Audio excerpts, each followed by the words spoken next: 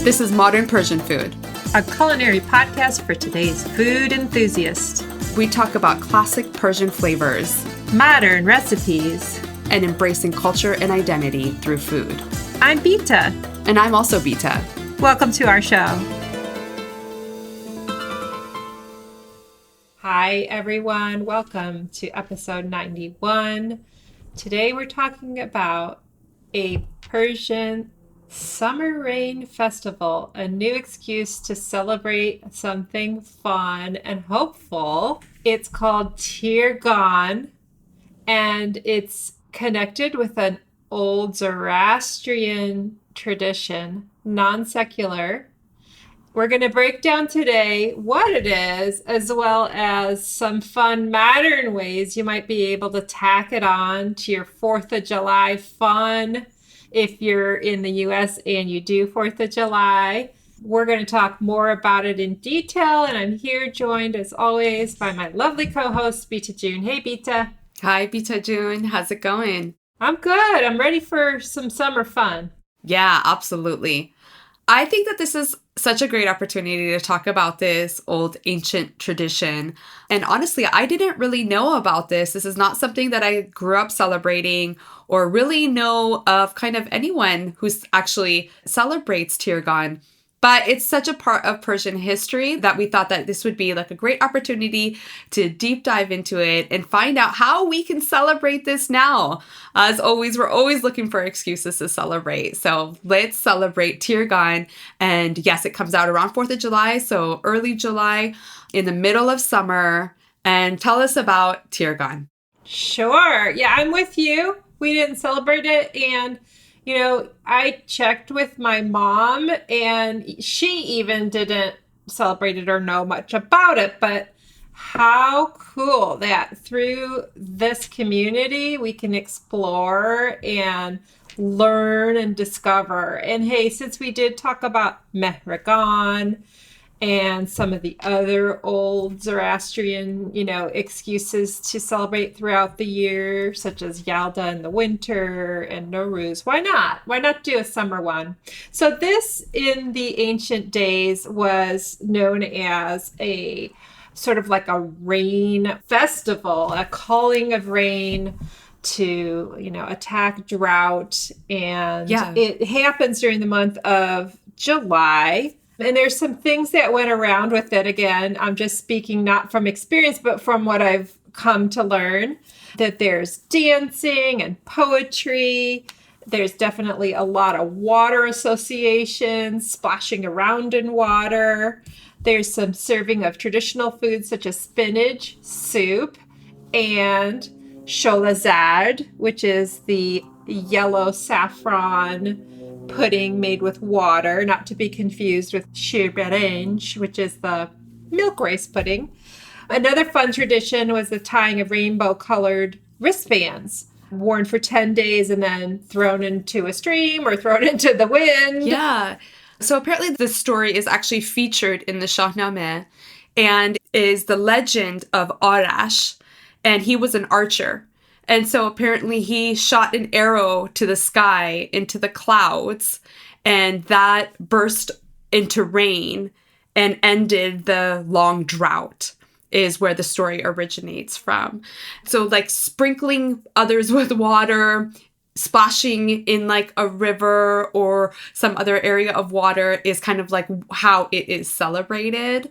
Lots of wishes being granted and fulfilled. So people's wishes to have rain, then the rain came. And so those bracelets, the wristbands of bracelets that you were talking about, they're usually like 7 strands of 7 different colors, and making a wish when they would wear it. When they throw it off on the 9th day, as you said, like into a stream or in the wind, and that's when they're sending out their intention of getting their wish.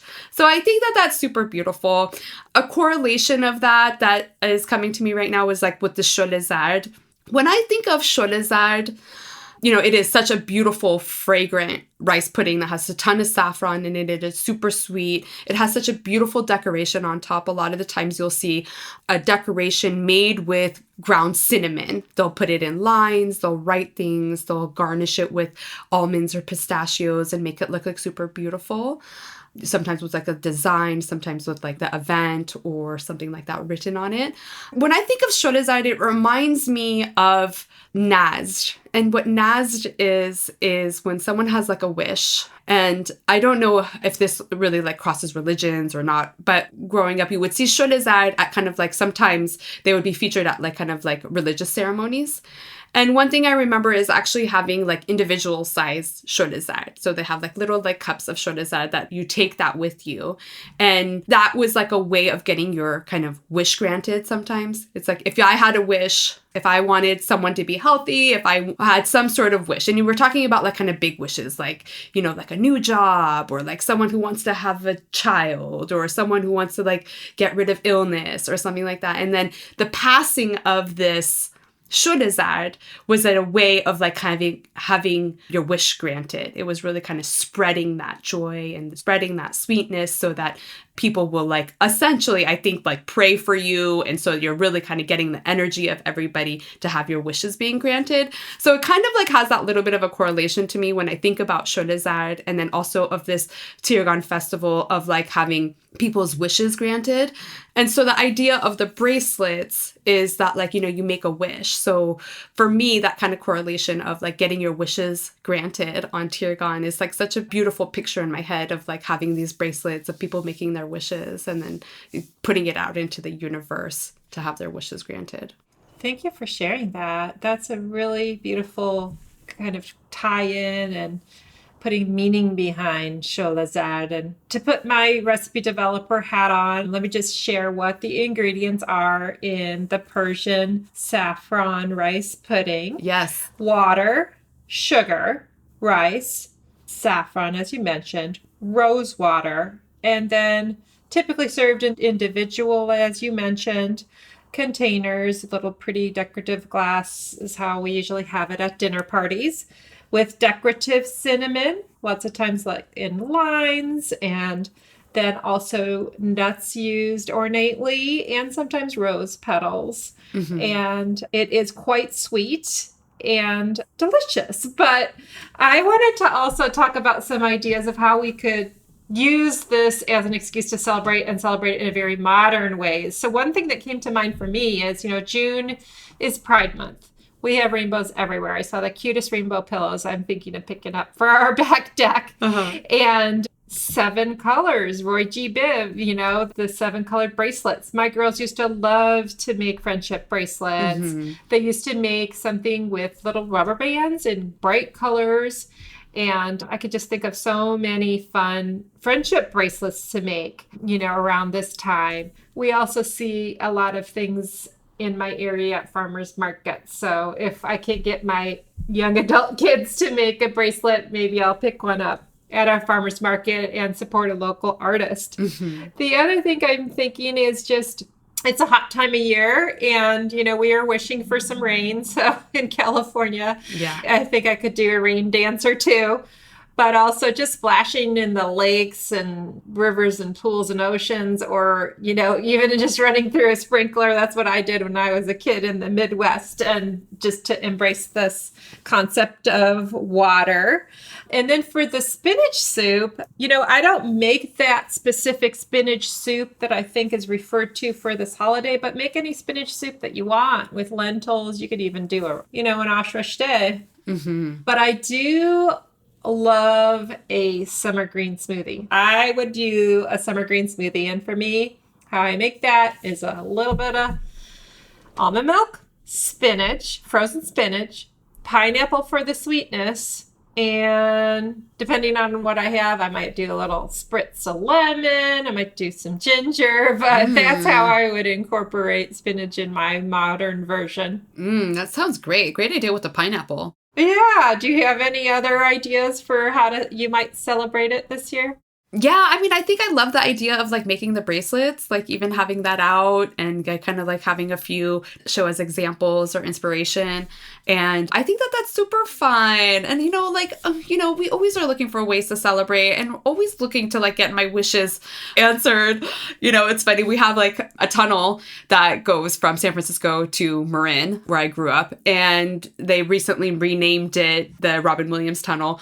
But it has a big rainbow. It has two rainbows, and you go through the rainbow. And if you hold your breath through the duration of this tunnel, you get to make a wish. I grew up doing this. I do this now. Anytime I'm in the car, whoever's in the car is holding their breath with me and making a wish. And I used to always have these really grand, big wishes, like world peace or like cure for cancer, true love, all of these things. And then I kind of realized over time that like I'm not getting these big wishes granted. So now my wishes are a little bit more realistic. So now I wish for like a good piece of tadik, a good day. I kind of like cap it out on those wishes to kind of make sure that like all my wishes are being fulfilled. But I love the idea of this holiday of like making bracelets and sharing them with people and dancing and playing in water and in the rain.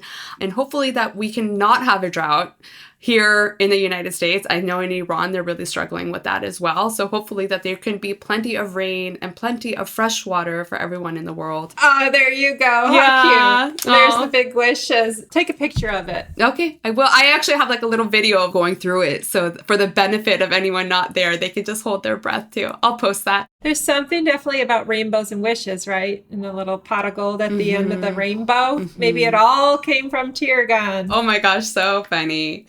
Thank you for taking the time to talk about Tirgan with me and being up for like talking about this not really well-known Persian holiday. Yeah. And coming up with ideas of how we can celebrate alongside with the other summer holidays that we're coming upon.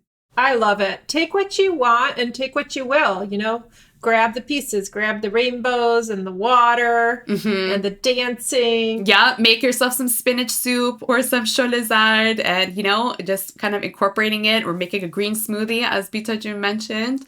But join us as we celebrate this great festival. So today's Ask the Beats comes from a special listener who's been sending us messages, hello@modernpersianfood.com, that have just filled our heart.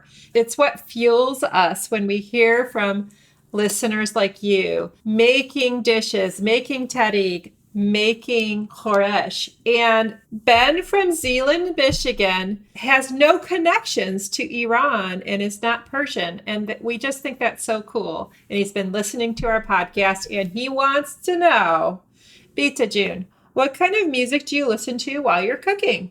Ho, ho, ho. Yes, first of all, that is so awesome. I am so excited about learning more about our listeners. That's so cool that Ben doesn't even have any Persian connections, but yet is so enamored with the culture and the food that he's a regular listener and now contributing with an Ask the Beats. So that's awesome. Thank you so much for listening, Ben, and your support. So whatever theme I'm kind of cooking or doing in the kitchen, I like to kind of play that kind of music in the background. So if I'm cooking Persian food, I love listening to Persian music while I'm cooking. So sometimes I'll listen to like Persian dance music. I'm a big fan of like classical Persian music and Persian jazz, inspired jazz music. There used to be like a radio station that I would listen to, an online radio station called Tirgan back when I was living in New York, and it would have like such a great mix of music. Unfortunately, I can't find them anymore. So if anyone knows, please let me know. But I do love kind of listening to the genre of music that I'm cooking. So like if I am cooking Mexican food, which I love to do on like Taco Tuesdays, you better believe that there is like Mexican music blasting in the background and a couple of those ay, ay, ay, ay's in there getting me energized. But I really do like to pair the music with the type of food that I'm cooking. Oh, yeah. That brings back vibes of Dell dining when she would create a whole sensory experience. Yes, absolutely. How fun, Bita. Thematic dinners at your house. Yeah, exactly. Come on over. How about you? What do you like to listen to?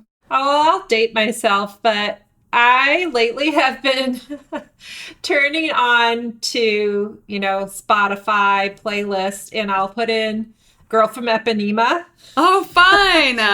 And then listen to all sorts of music that sounds like that. And it just gets me feeling kind of like swanky and moving and grooving and makes me smile. And sometimes I'll even be laughing. But the funny story is that I was at a car wash in Orange County and I felt like it was a pickup line, but he swears that it was like a real thing. And he said to me, "Where are you from?" And I said, "Well, make a guess." And he's like, "Are you from Ipanema?" Oh. And I'm like, "No, I'm freaking not from Ipanema."